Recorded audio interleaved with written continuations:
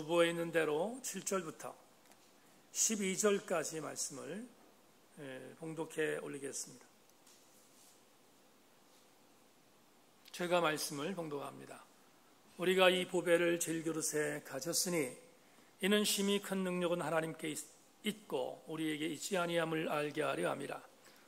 우리가 사방으로 우겨쌈을 당하여도 쌓이지 아니하며 답답한 일을 당하여도 낙심하지 아니하며 박해를 받아도 버림받지 아니하며 거꾸로 들임을 당하여도 망하지 아니하고 우리가 항상 예수의 죽음을 몸에 짊어지면 예수의 생명이 또한 우리 몸에 나타나게 하려 함이라. 우리 살아있는 자가 항상 예수를 위하여 죽음에 넘겨지면 예수의 생명이 또한 우리 죽을 육체에 나타나게 하려 함이라. 그런즉 사망은 우리 안에서 역사하고 생명은 너희 안에서 역사하느니라. 아멘. 지난 주간 기도원에서 새벽 영성 시간에 이 찬양 굉장히 오래된 찬양인데도 함께 참여한 지체들과 함께 이 찬양 부르다가 많이 은혜 받았는데 찬양 한번 드리겠습니다. 일어나 걸으라 찬양합시다.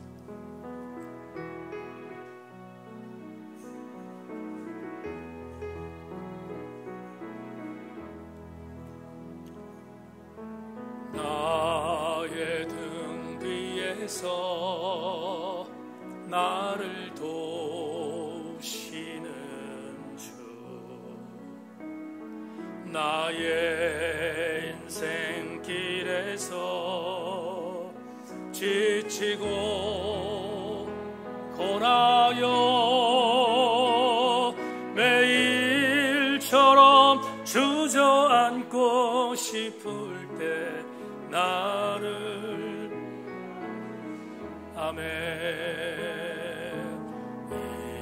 일어나 걸어라 내가 주리니 일어나 너 걸어라 내 너를 도와매 나의 등 뒤에서 나를 도우시는 주 편안히 길을 갈 때 보이지 않아도 지치고 고나여 넘어질 때면 다가와 손 내미시네. 일어나 걸어라 내가 새 힘을 주리니 일어나 너 걸어라 내 너를 도 3절 가사를 깊이 새깁시다. 나의 등 뒤에서 나를 도우시는 주 때때로 뒤돌아보면 여전히 밤에 잔잔한 미소로 바라보시며 나를 재촉하시네. 일어나 걸어라 내가 새 힘을 주리니 일어나 너 걸어라 내 너를. 우리 3절만 다시 한번 찬양하고 말씀 나눕시다. 나의 등 뒤에서 나의 등 뒤에서 나를 도우신 때때로 뒤돌아보면 때때로 뒤돌아 여전히 계십니다. 여전히 밤에 잔잔한 미소로 바라보시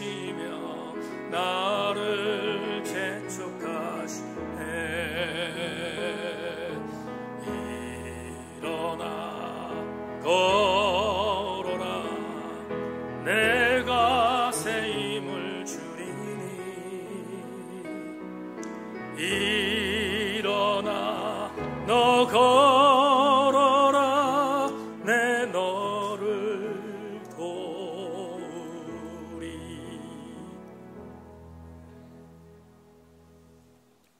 지난 일주일 뒤돌아봅니다. 돌아볼 때마다 여전히 계셨습니다. 주님은 감사드리고 오늘 그 하나님께 예배하는 우리 모두를 영적으로 사로잡아 주셔서 하나님 또 다른 감동과 격려와 위로를 받고 돌아가는 우리 교우들이 되게 하여 주시옵소서. 주님, 오늘 2부 예배에 주의 영으로 우리를 강력하게 붙들어 주시기를 원하옵고 예수 그리스도의 이름으로 기도하옵나이다. 아멘. 말씀에 기대고 오십시다. 한번 인사합시다. 말씀에 기대고 오십시다. 고린도후서 16번째 강의 제목으로 당신의 정체성은 무엇입니까?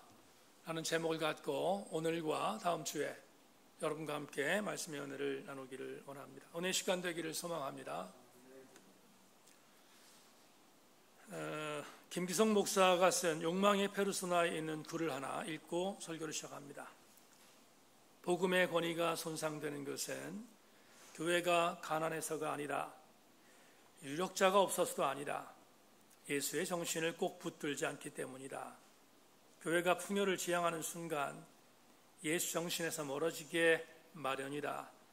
십자가 신학이 아닌 영광의 신학에 취할 때 복음의 능력은 사라진다. 청팍교회를 심무하는 김기성 목사에게, 이분이 감리교회 목사님인데 아주 까마득한 후배들이 여러 명 찾아왔습니다. 찾아온 이유는 인지도가 높아지고 많은 사람들에게 인정받는 김 목사님이다 보니까 뭔가 그에게 가서 어떤 얘기를 들으면 건져낼 것이 있지 않을까 하는 생각을 갖고 선배를 찾아온 것입니다. 굉장히 많은 후배들이 찾아와서 여러 질문을 했는데 김기성 목사가 묻고니까 이런 질문이었다 하는 것이었습니다. 목사님, 어떻게 하면 큰 교회에서 목회할 수 있습니까? 둘째, 어떻게 하면 목회에 성공할 수 있습니까? 로 묶어졌다는 것입니다. 그런데 이 질문을 한 후배들의 질문을 받고 김 목사님이 참담하기도 했지만 한편적으로 굉장히 무서웠다고 수레했습니다. 이제 막 목회를 시작해야 할 초년병 교육자들이 예수의 정신이 아니라 방법론을 찾고 있다는 것에 절망했기 때문에, 여러 번 얘기하지만 MBC 텔레비전 앵커 출신으로 유명한 조정민 목사님이 Why Jesus라는 책에서 맨 마지막 부분에 이런 이야기를 하고 있습니다. 콘스탄티누스 황제 이후 기독교가 공인되면서 기독교는 급속하게 타락했습니다. 그래서 로마 카톨릭이라는 괴물을 탄생시켰습니다. 정답입니다. 마가복음 10장 이하를 보면 우리가 너무 잘 아는 기사 하나를 주님이 소개하고 있습니다. 세베대의 아들로 알려져 있는 야고보와 요한이 주님께 나왔습니다.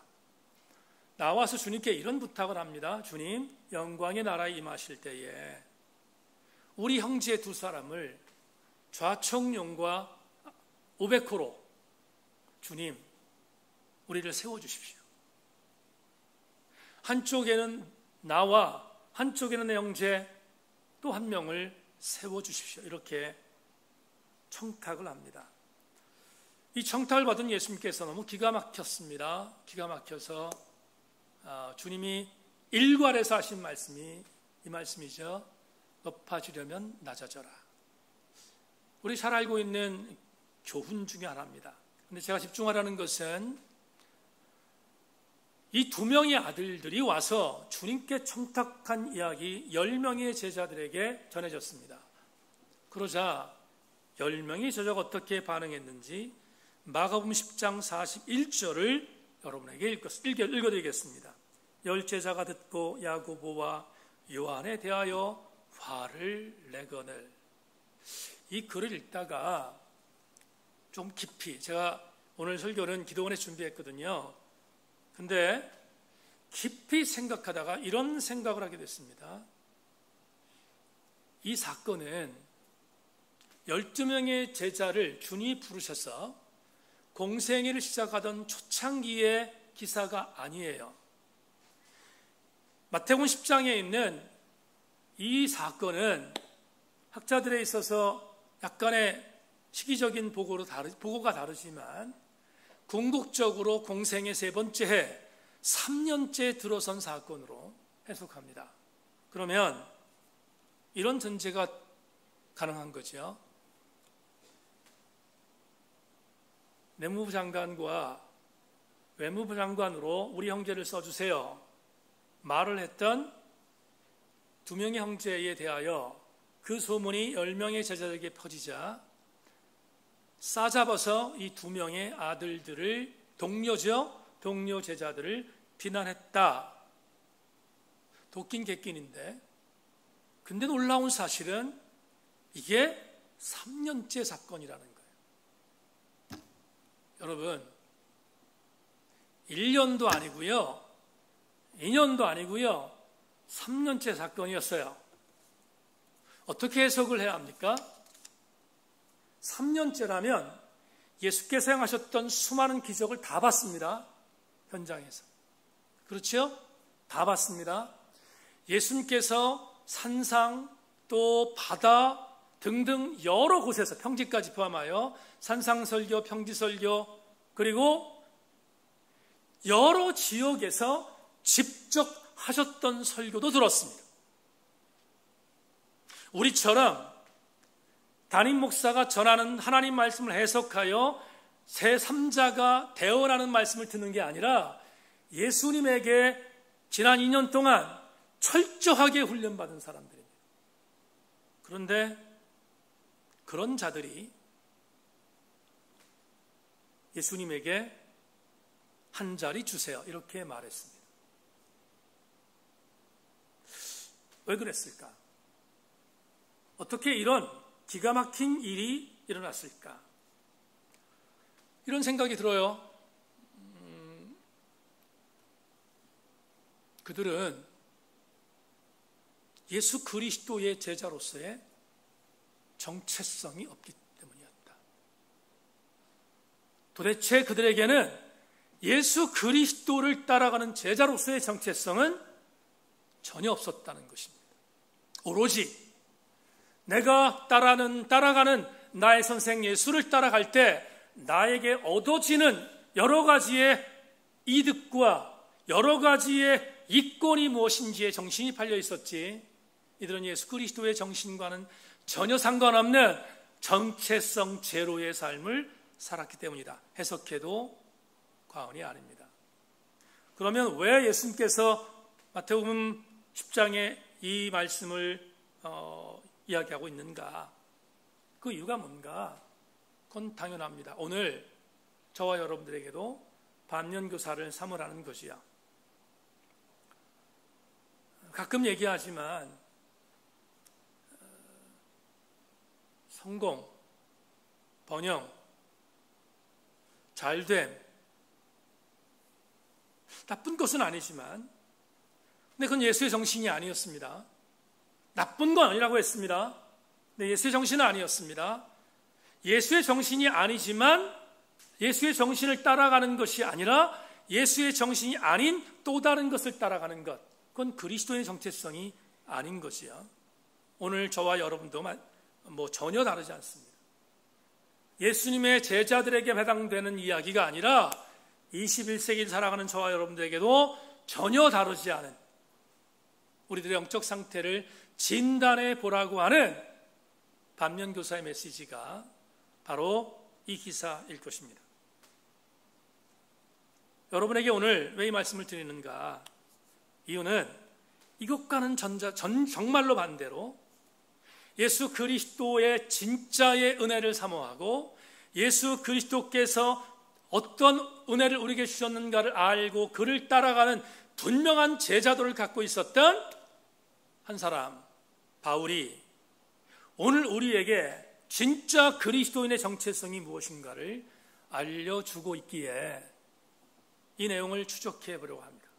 다시 말하면 오늘 설교 제목이 설교의 주제입니다. 여러분은 그리스도인으로서 어떤 정체성을 갖고 있는가를 점검해 보겠다 이 말입니다. 대단히 중요한 성경 구절이 저에겐 은혜로 왔어요. 은혜였지만 여러분들도 이 구절이 은혜였으면 좋겠다는 사모함을 갖습니다. 7절이 오늘 본문의 주제절입니다. 7절 다 같이 읽습니다. 시작. 우리가 이 보배를 질그릇에 가졌으니 이는 심히 큰 능력은 하나님께 있고 우리에게 있지 아니함을 알게 하려 합니다. 다 같이 아멘. 자, 보세요. 여러분에게 오늘 두 가지의 사도 바울이 갖고 있었던 정체성을 7절을 중심으로 하여 말씀드리려고 합니다.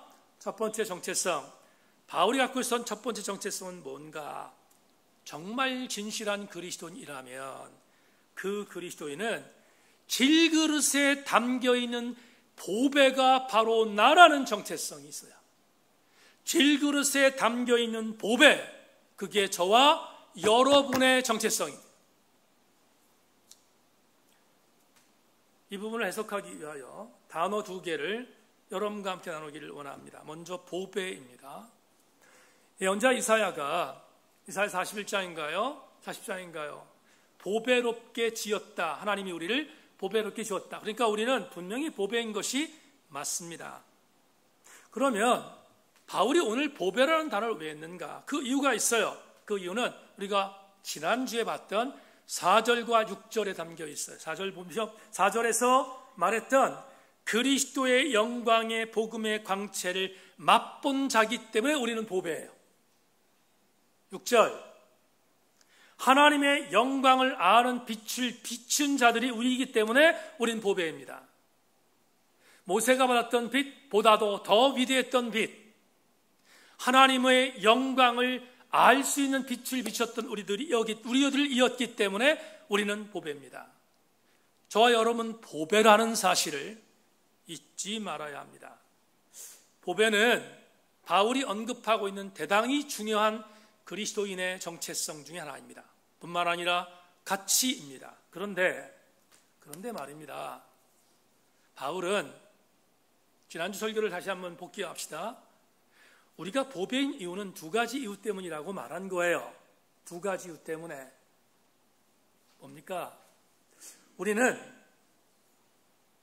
예수가 유일한 주님이신 것을 믿기 때문에 보배예요. 두 번째, 그 주님을 따라가는 종이 우리이기 때문에 보배예요. 그걸 뭐라고 표현했는가 하면 하나님의 빛의 영광을 받다는 거예요. 그런 존재라는 거예요. 그래서 우리는 대단히 중요한 보배인 것을 바울이 말하고 있습니다. 여기까지는 굉장히 행복해요.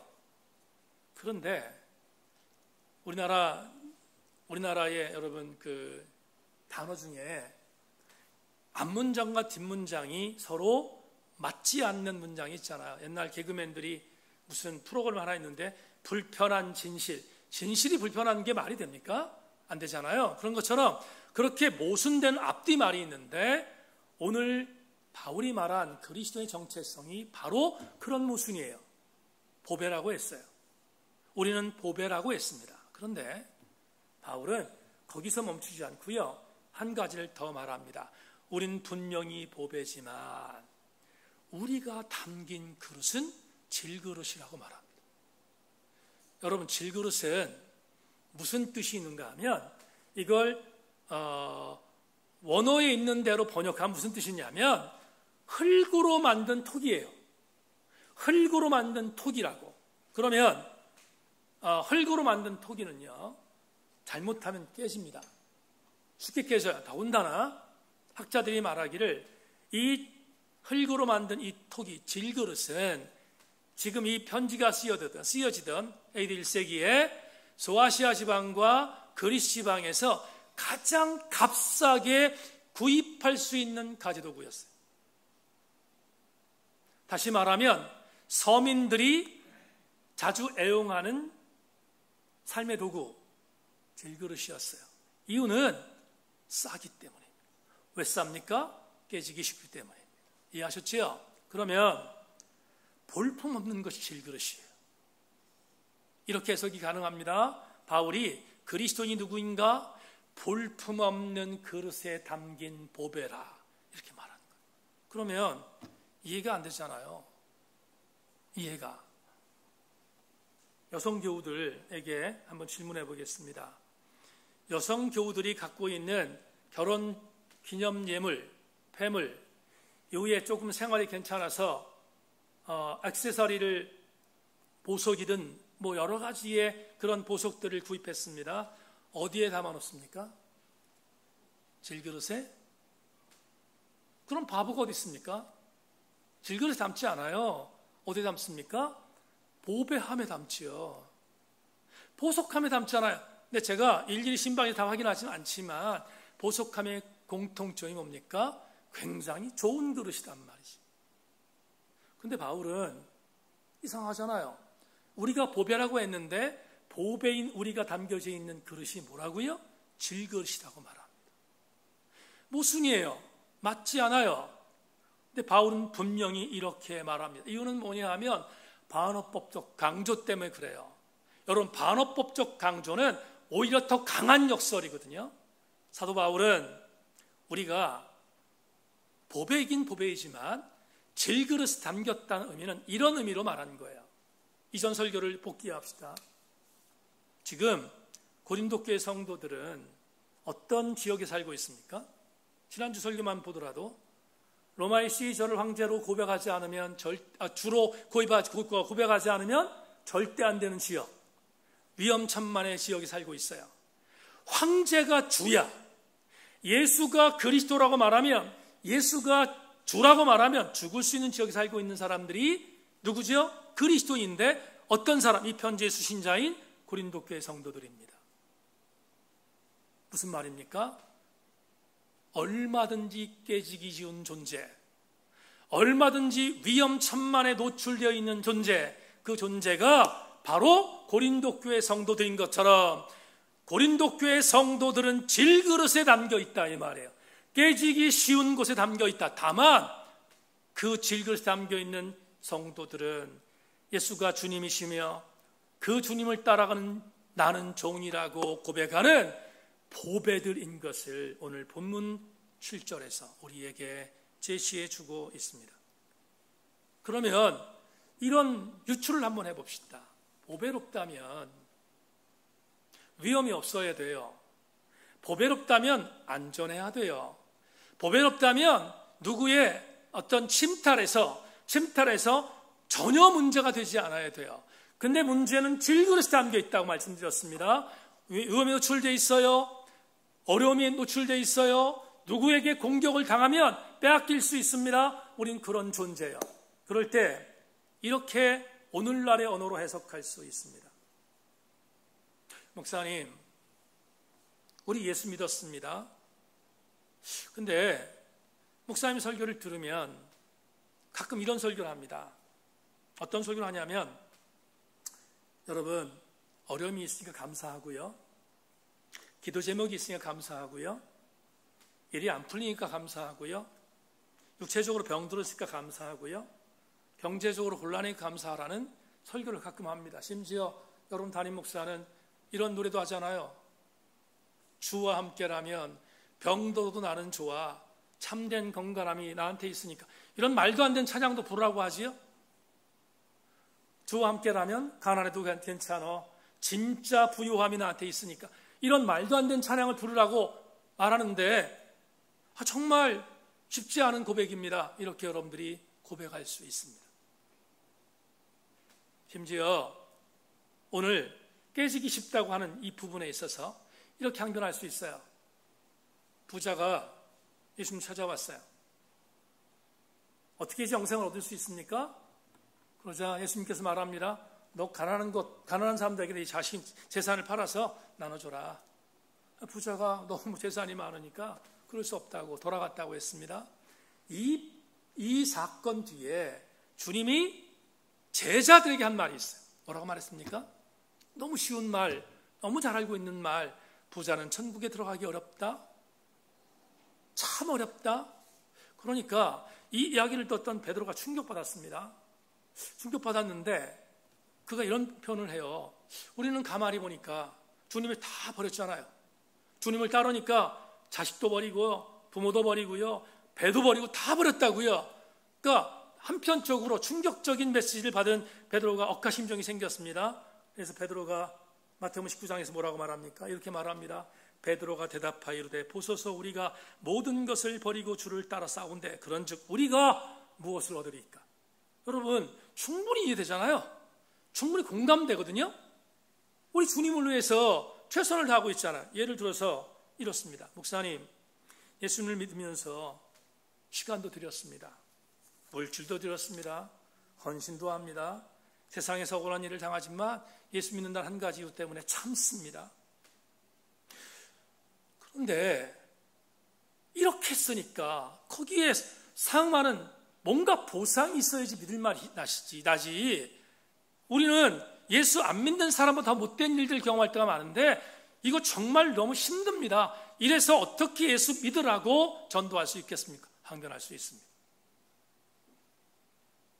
기도원에서 설교 준비하다가 맞다 생각했어요. 그렇다 생각했어요. 얼마든지 그렇게 항변할 수 있습니다. 근데 이해는 했어요. 그런데 저는 목사인데 제가 갖고 있는 성경적인 신학과 성경에 근거한 말씀을 제가 대입해 보면 이해는 하지만 동의할 수는 없어요. 왜 그런가? 그 이유가 뭔가? 여러분, 우리 그리스도의 정체성 때문이에요. 어떤 정체성? 다시 설명합니다. 7절 다시 보겠습니다. 우리가 이 보배를 질그릇에 가졌으니 이는 심히 큰 능력은 하나님께 있고 우리에게 있지 아니함을 알게 하려 함이라. 여러분, 이 구절에서 대단히 중요한 교훈을 하나 얻게 돼요. 제가 7절의 하반절은 두 번째 말씀드리려고 하는데 7절의 전반전인 것을 보면서 이 질그릇에 담긴 보배라는 말을 통해서 첫 번째 그리스도인들에게 주어진 성서적인 대단히 중요한 신학의 정체성이 있다. 그게 뭔가? 제가 이해는 하지만 여러분들이 항변하는 여러 가지의 이야기를 해서 이해는 하지만 동의할 수 없다고 했습니다. 그 이유가 뭔가? 성경은 이렇게 말하기 때문이에요. 우리가 왜 보배인지 아십니까? 우리 생교회 성도들이요, 여러분이 왜 보배인지 아십니까? 그 여러분들이 보배인 이유가 뭐예요? 그 이유는 여러분이 질그릇에 담겨 있기 때문에 보배예요. 이 말을 풀겠습니다. 뭐로 풀을까? 고린도서 12장에 있는 말씀, 앞으로 보겠습니다마는 12장 강의 때 12장에 있는 말씀을 풀겠습니다.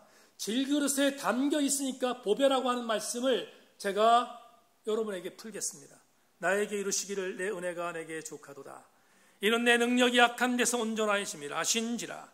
그러므로 도리어 크게 기뻐함으로 나 여러 약한 것들에 대하여 자랑하니 이는 그리스도의 능력이 내게 머물게 하려 함이라.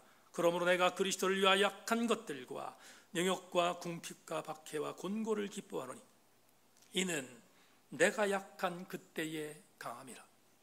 여러분, 이게 왜 중요합니까? 여러분이 질그릇에 담겨 있기 때문에 보배라고 했습니다. 대단히 중요한 성서신학의 대단히 중요한 영적인 정체성이 뭐냐? 이것입니다. 하나님은 여러분이 질그릇에 있기 때문에 강하게 하신다고. 여러분이 약하기 때문에 일하세요. 이렇게 표현하면 어떨까요? 내가 약한 것을 인정할 때 비로소 하나님은 우리를 위하여 일하신다.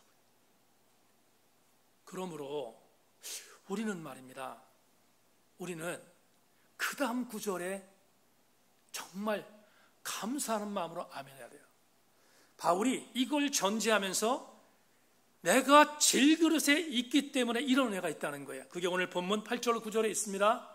8절 9절을 제가 빠르게 읽겠습니다. 우리가 사방으로 우겨쌈을 당하여도 쌓이지 아니하며 답답한 일을 당하여도 낙심하지 아니하며 박해를 받아도 버림받지 아니하며 거꾸로 들임을 당하여도 망하지 아니하니라. 여러분, 이 구절을 풀겠습니다. 해석하겠습니다.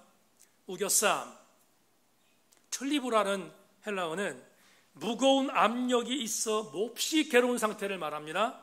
답답한 일, 아포레오는 무엇을 어떻게 하는지를 알지 못하여 당황스러운 상태를 말합니다.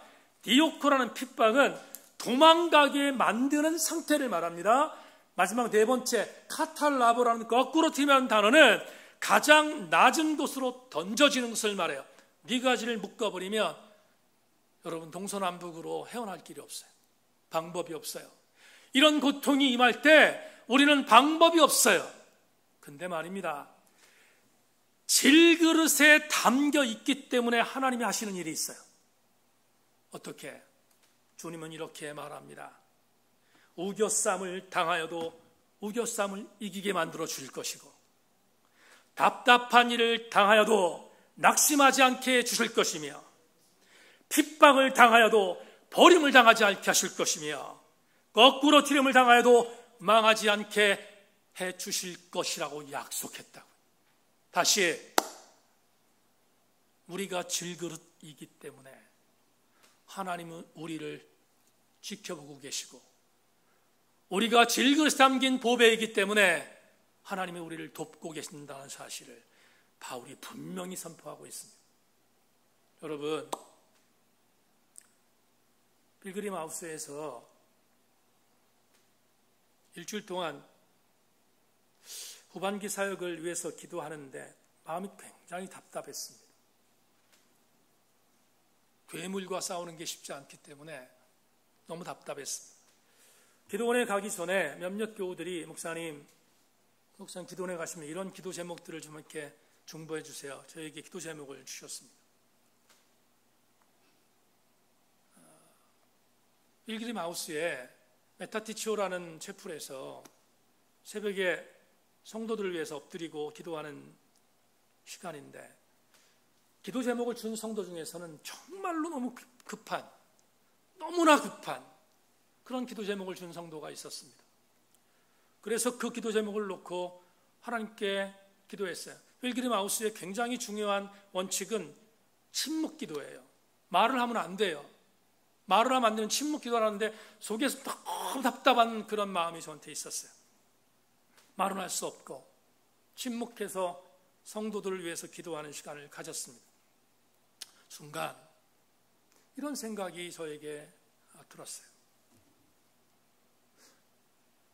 이 목사야, 너희 교회 성도를 위해서 중보하고 있지. 너희 교회 성도들을 위해서 지금 네가 정말 절박한 마음으로 기도하고 있지. 근데 버거울 거다, 힘들 거다. 근데 이런 조명이 저한테 왔어요. 여러분, 이게 참 저에게 지난 주간 있었던 간증 중에 하나입니다. 그렇게 말로 기도할 수 없는 침묵 기도를 하는 그 순간 하나님께서 아름다운 조명을 주셨던 것이 이것입니다. 근데 아들아, 네가 기도하고 있는 한, 네가 엎드리고 있는 한, 그게 승리다. 여러분, 저는요, 하나님 앞에서 뭔가 자랑할 수 있는 것이 아무것도 없어요. 뭔가 목회를 잘하면서 뭔가 뛰어나게 뭔가를 내세울 수 있는 것도 없어요. 그런데 하나님께서 이런 감동을 주셨어요. 그것 때문에 내가 너를 돕는다는 거예요. 네가 완벽하기 때문에 내가 돕는 것이 아니고, 네가 정말로 철저하기 때문에 완벽하기 때문에 돕는 것이 아니라, 내가 너를 돕는 이유는 네가 아무것도 할 수 없는 것을 인정하기 때문에. 2부 예배 나오신 성도 여러분, 저와 여러분들은 그래서 보배예요. 하나님이 우리를 지켜봐 주시는 보배. 그러나 전제 하나를 답시다. 내가 보배로운 하나님의 존재라는 정체성을 갖고 승리하려면 언제든지 하나님이 나를 돕고 있다는 것을 믿어야 하며, 더불어 내가 약한 존재인 것을 인정할 때 하나님께서 일하시는 것을 명심하고 우리 모두들, 우리 세인교회 성도들, 나는 질그릇에 담겨있는 보배의 힘을 기억할 수 있기를 주의 이름으로 권면합니다. 마지막 두 번째로 7절 하반절을 읽겠습니다. 두 번째 정체성이 나옵니다. 7절 하반절, 이는 심히 큰 능력은 하나님께 있고 우리에게 있지 아니함을 알게 하려 함이니라. 이 구절을 통해서 두 번째 은혜를 받습니다. 두 번째 정체성이 있기 때문입니다. 믿음의 승리를 견인하는 힘은 내 힘이 아니라 주님의 힘을 믿는 것, 그게 정체성. 믿음의 승리는 내 힘이 아니라 능력이 힘이 큰 주님의 힘인 것을 믿는 것, 그게 그리스도인의 두 번째의 바울이 증거한 정체성입니다. 여러분을 10절을 보겠습니다. 10절, 우리가 항상 예수의 죽음을 몸에 짊어짐은 예수의 생명이 또한 우리 몸에 나타나게 하려 함이니라. 이 구절을 읽다가 소스라치게 놀랐어요. 여러분, 이 구절을 액면 그대로 해석하면 무슨 말입니까? 예수의 죽음을 몸에 짊어지고 그리고 그 예수 그리스도의 죽음이 곧 나에게 생명으로 나타난 것을 간증하고 있다는 거잖아요. 근데 세상적인 부분에 어떻게 가치로 보겠습니다. 가장 흉악한 범죄자들이 짊어지고 죽는 십자가, 그 십자가를 짊어지고 죽었던 주님, 고린도 후서가 기록될 AD 55년쯤에 이때 예수 그리스도의 그 죽음을 짊어진다는 것은, 이건 여러분 정신병자 아니면 이런 고백을 할 수가 없어요. 예수 그리스도라는 이름을 떨쳐버리고 싶지, 예수 그리스도께서 짊어졌던 죽음을 내 몸에 짊어진다는 고백이 어떻게 가능하냐고요? 가능하지 않지. 근데 바울은 오늘 본문에서 이렇게 말합니다. 예수의 죽음을 내 몸에 짊어지고 싶다. 이유는 그래야 예수의 생명이 내 안에서 나타나기 때문이다. 대단한 믿음의 진보입니다. 대단한 믿음의 감동을 우리한테 주고 있습니다. 그래서 적어도 이 정도의 믿음의 진보를 갖고 있었던 사도 바울은 오늘 본문 8절 9절에서 말한 것처럼 담대하게 이렇게 말할 수 있었던 거예요. 다시 우겨싸움을 당하여도 우겨싸움을 당하지 않고, 답답한 일을 당하여도 낙심하지 않으며, 박해를 벌여도 버림받아가지 아니하며, 거꾸로 틈을 당하도 망하지 않는다고 담대하게 고백할 수 있었던 거예요. 이 믿음이 있었기 때문에 가능했다, 이 말이에요. 그림 하나 보겠습니다. 필그림 하우스에서 옆에 동산을 가면 존 버년이 쓴 철로 역정이라는 그 철로 역정의 모든 그런 그 어떤 과정들을 저렇게 조형물로 만들어 놓고 필그림 하우스에 오는 많은 분들에게 철로 역정 시스템을 이렇게 알려주고 여행을 하게 만듭니다. 이번에 저는 가서 이 여정을 한 번도 참석한 적은 없는데, 이번에는 이 여정을 한번 걷고 싶었어요. 걷고 싶어서 이 여정을 걷다가 몇 번째 그림인지 모르겠습니다만은 한 중간 부분에 이 조형물이 있어서 사진으로 찍어서 여러분들에게 지금 보여드리고 있습니다. 이 내용이 뭔지 교회에 돌아와서 이 내용을 설명하고 있는 존 버년의 책 철로역정에 있는 글을 그대로 여러분들에게 원고에 실었으니까 읽어드리도록 하겠습니다. 아마 이 그림을 여러분들이 이 글을 읽어보면 무슨 그림인지를 자세히 알 수 있습니다. 해석자는 또다시 크리스천의 손을 잡고 벽난로가 있는 방으로 이끌었다. 난로의 불꽃은 갈수록 드세고 뜨겁게 타올랐다. 누군가가 불길을 잡으려고 끊임없이 물을 쏟아붓고 있었지만 조금도 수그러들지 않았다. 크리스천이 물었다. 여기에 무슨 의미가 들어있습니까? 해석자가 대답했다. 불길은 마음속에서 하나님이 이루시는 은혜의 역사일세. 불을 끄려고 난로에 불을 퍼붓고 있는 이가 사단이지. 하지만 보다시피 마귀가 제 아무리 회방을 놓아도 불길은 점점 더 맹렬하고 뜨겁게 피오르고 있다네. 그 까닭을 알려드리기라. 해석자는 한쪽 벽으로 데려갔다. 웬 남자가 기름통을 들고 서 있는 것이 보였다. 눈에 띄지 않게 모닥불 위에다가 기름을 뿌려대고 있었던 것이다. 이건 또 무슨 일이랍니까? 크리스천이 물었다. 이분은 그리스도시라네. 쉴 새 없이 은혜의 기름을 부어가며 마음속에 이미 시작된 일이 사그라지지 않게 지키시는 것일세. 마귀가 무슨 짓을 하든지 그리스도가 중심에 버리고 있는 계산, 은혜로운 역사는 갈수록 왕선해지는 법이지, 불씨가 꺼지지 않도록 벽 뒤에 지키고 섰던 분을 그대도 보았을게요. 그처럼 숨어 계시는 탓에 10년 한 복판에서 은혜의 역사가 소멸되지 않고 유지되는 까닭에 제대로 아는 이가 드물다네. 일전에 존 버니의 철로역정을 여러분에게 소개하다 이 구절을 소개한 적이 있습니다. 이렇게 한번 은혜를 반추하고 오늘 설교를 마무리하겠습니다.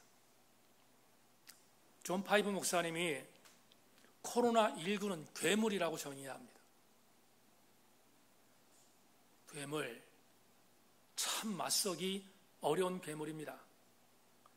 요즘에 질병본부에 있는 사람들은 코로나19가 대단히 우리를 힘들게 만드는 여러 가지 변수가 있는 흉악한 바이러스라고 정의합니다.